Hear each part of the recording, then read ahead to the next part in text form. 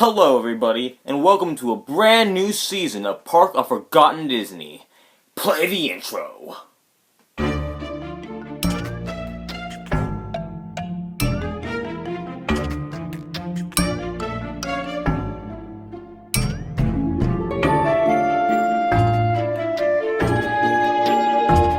In this new season, I will be trying to release a new video each month. Not 2 videos a year, like most of you were thinking. Or, please in the comments. No, none of you.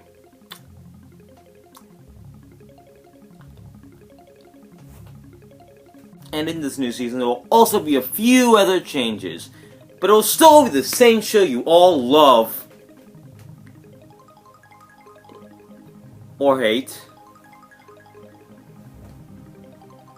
Or don't know anything about. So let's start off with the first episode of this new season with the cult classic attraction, Body Wars. Or Star Tours. That takes place in the body. Made by a Vulcan. Yeah, that sounds about right.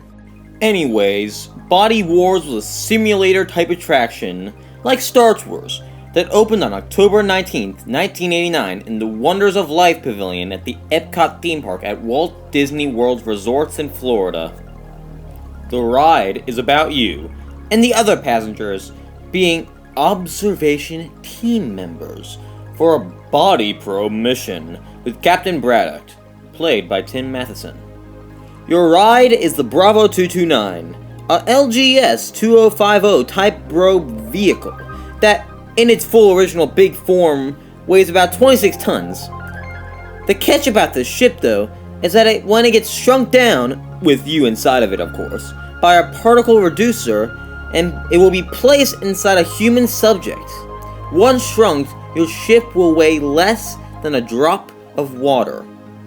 You find out that Dr. Cynthia Lair, played by Elizabeth Shue, has already shrunk into the subject to observe and study white blood cells fighting off a splinter, and it's your job with Braddock to get her out. When you shrink down, you see the white blood cells going to fend off the splinter, and you see Dr. Lair counting the cells, but she accidentally gets pulled into a capillary. You and Braddock follow her, but enter an unrestricted area. Braddock drives the ship past the heart and goes into the right ventricle. There you enter the lungs and see the Dr. Lair being attacked by a white blood cell. Using the ship's lasers, Braddock saves Dr. Lair and she is brought aboard. After this, you find out that the ship has low power left, but luckily, Dr. Lair suggests using the brain to recharge the ship. So the ship passes by the heart's left atrium, and the ship goes to the artery, finally reaching the brain. One of the brain's neurons connects to the ship and recharges it, causing the ship to dematerialize outside of the body. At the end, Braddock and the Doctor congratulate you for your successful rescue. Even though you did absolutely nothing and basically risked your life for people you didn't even know. Here's a video of the ride itself, including the queue and the boarding, and, of course, the ride itself.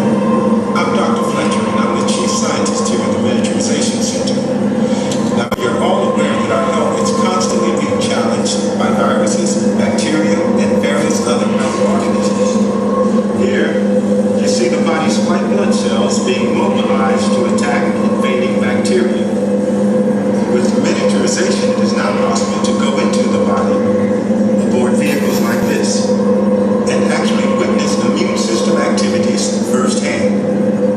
Now, we do this for two reasons. One, by directly observing the immune system, we are gaining valuable knowledge in the war against disease. Two, we're now able to perform once impossible operations from inside the body.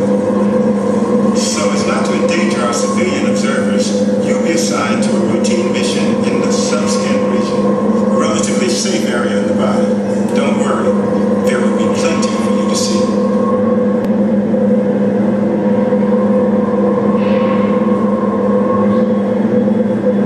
Attention all observation team members. Before entering a body overview, you must pass through level 1 and level 2 dermatologic purification screening.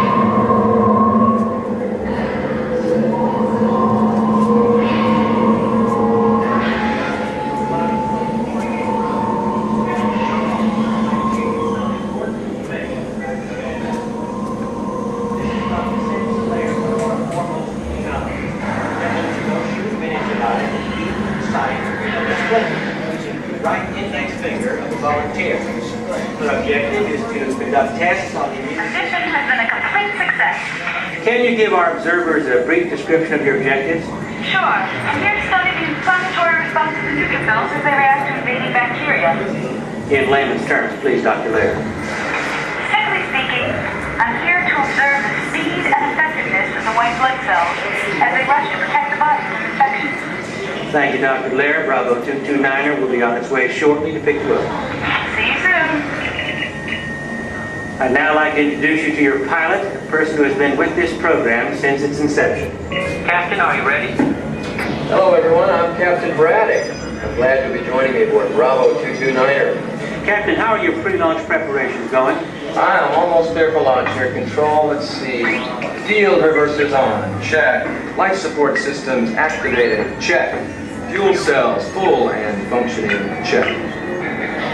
Folks, I need to make one final radio check with Dr. Laird. We're just about set to go. Hello, Dr. Laird. This is Captain Braddock aboard Bravo 229er. How's the weather in there?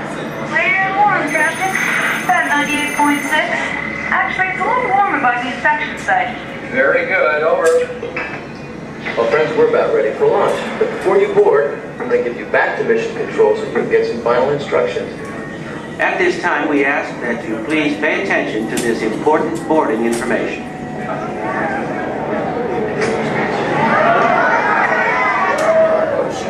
When the probe doors have opened, please proceed directly into the vehicle and all the way across your aisle, filling in every available seat. For your protection, all observation team members are required to wear safety restraints throughout the mission. To fasten the restraint, pull the strap out from the right side of the seat and snap it into the buckle on your left. Mission control specifies that all carry-on items be safely stowed beneath your seat. To maintain the required cleanliness for a mission of this kind, smoking is prohibited. While on board, we ask that you refrain from using flash photography. Your vehicle, Bravo 229er, is now ready. Please begin immediate boarding and have a safe and informative journey.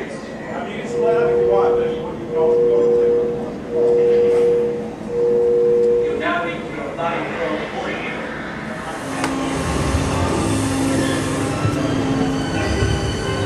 And you see,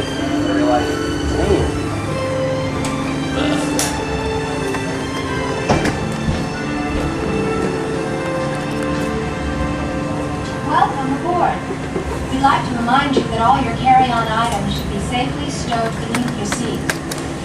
And since your body probe vehicle may experience occasional turbulence, make sure that your seatbelt is fastened.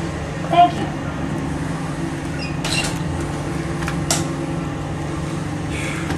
Wait, this is the first time I've ever had it by myself. We get cranium command and now you get body. And a lot of people say they don't like this ride. I enjoy this ride a lot, so I'm gonna miss it. It's the exact same thing as Star Wars. It's Oh, actually yeah. a little more rough than Star Wars. Really? Yeah. I didn't know that. The video is a little different too. Oh yes. Yeah. All right. Alright, have a good time. All right, will do.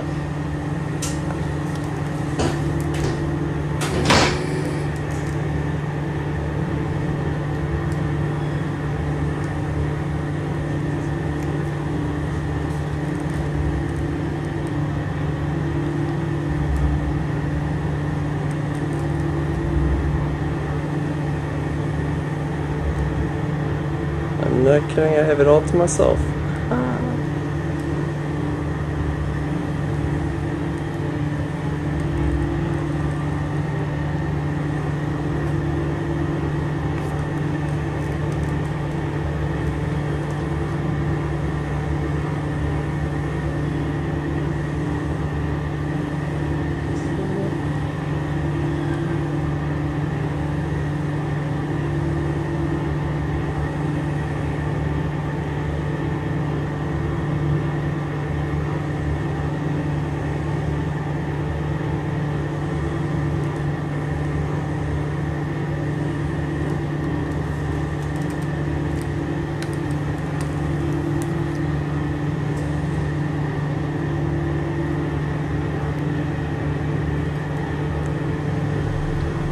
Bravo 229er, cabin integrity verified. Begin pressurization.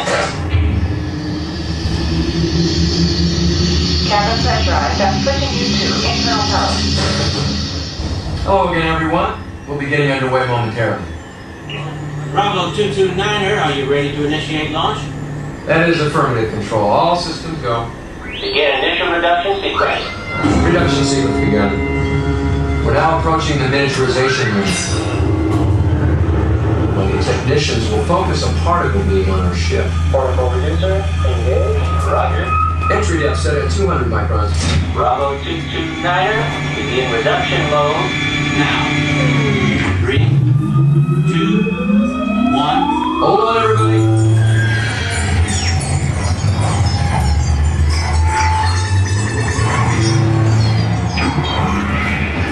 Control, this is Bravo 229er. We're under the skin, everything looks fine. Roger. Folks, directly in front of us is a group of white blood cells on their way to destroy the splinter. There it is now. Sure is a lot of activity out there. Dr. Lair, we're experiencing some turbulence. I advise you to come aboard immediately. In a minute, Captain. I need to take one more cell count.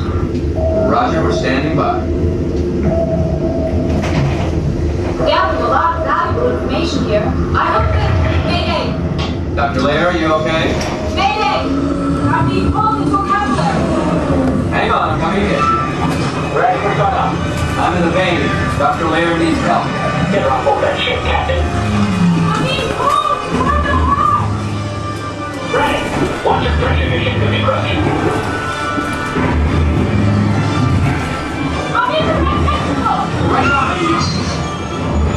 That should be good. First, we're shutting down the half power. I know, we lost our fuel cell. Get out on the airspeed. You're ready for the launch, Captain. Air current is extremely hazardous. I have no chance. Alex, read me! I'm in! Come on!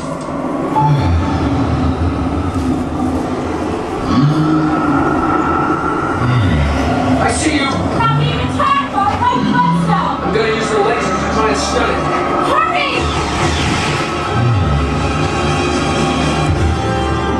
Quick, into the ship. I'm in! Control, I've got Dr. Lair. Ready. You've used too much power. You can't beam out. We need an energy boost.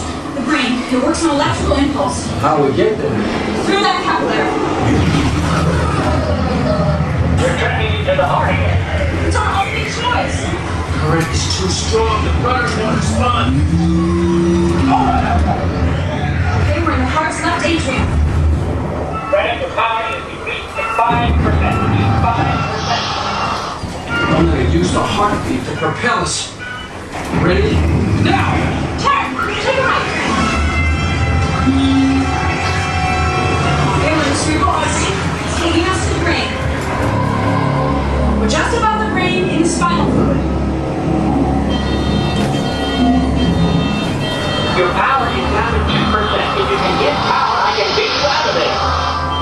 We're gonna need some electricity fast. We have to cross the blood-brain barrier. Can you get us inside? Here we go. Cerebral cortex. We're inside the brain. I'm gonna deploy the fuel cell shield and hope it works like a lightning rod. Fred, your power is gone. You can't get inside. Your power is gone. This neuron better fire. The shield. The shield. You have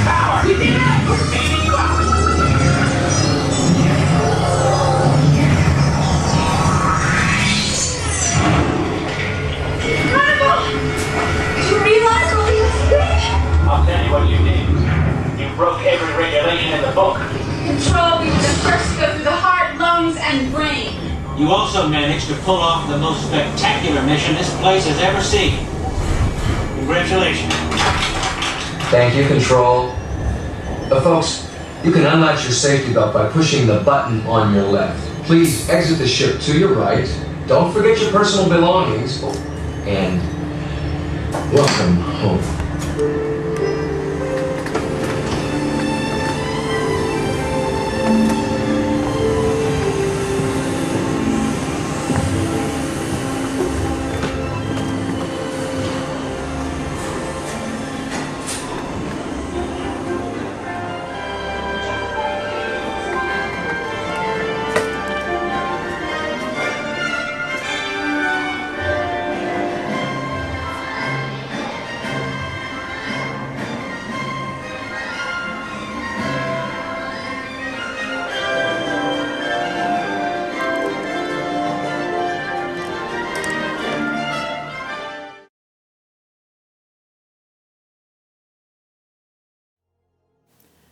The ride was, as I stated before, a simulator-type ride, and this simulator was actually the first simulator ride in Walt Disney World, and second in all the parks. This simulator used the Advanced Technology Leisure Application Simulator System, or the Atlas system. This system was the same as Star Tours, which was the first ever Disney simulator type attraction in any of the parks. However, this ride was originally going to be an on-the-move dark ride in the vein of the Haunted Mansion and Spaceship Earth. What made Body Wars so special was for a few reasons. One, it was directed by, yes, Spock. If you didn't know, Leonard Nimoy of Star Trek fame directed this attraction. Another reason would be it was the first Epcot ride to have a height requirement, and the requirement was 40 inches. And the last reason I like to say, it was because it was Epcot's first thrill ride.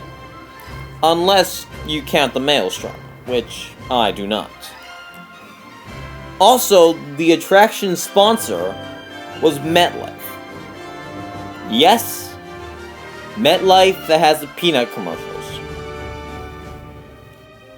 But unfortunately, Body Wars wasn't really known for family fun entertainment. For instance, Body Wars, unlike other attractions, caused more queasiness and motion sickness because of the smooth, rapid movements of the inside of the body, or the it factor of inside the body, which caused a barf-tastic display. Also disturbingly and depressingly, on May 16th, 1995, a 4-year-old girl by the name of Linda Elaine Baker slouched over and passed out in her seat during the first few minutes of the ride. A cast member seeing this stopped the ride, and 2 nurses, who were luckily also riding the attraction, performed CPR on the girl. But after she was airlifted to the Orlando Regional Medical Center, she was pronounced dead. And while studies have shown that it was congenital heart condition known as cardiac conduction defect that killed her, it still caused Disney to force a rule that no one with medical problems could go on the ride. 6 years later, the MetLife sponsorship ended with Body Wars, and another 6 years later, on January 1st, 2007, Body Wars and the entire Wonders of Life pavilion closed down, with no known reason why. However, Epcot still used the pavilion for the Food and Wine Festival Center, but over time, the entire pavilion has changed to look like something different, and Body Wars was never used again. The last thing of the ride ever seen was the overhead sign, but it too was taken down later.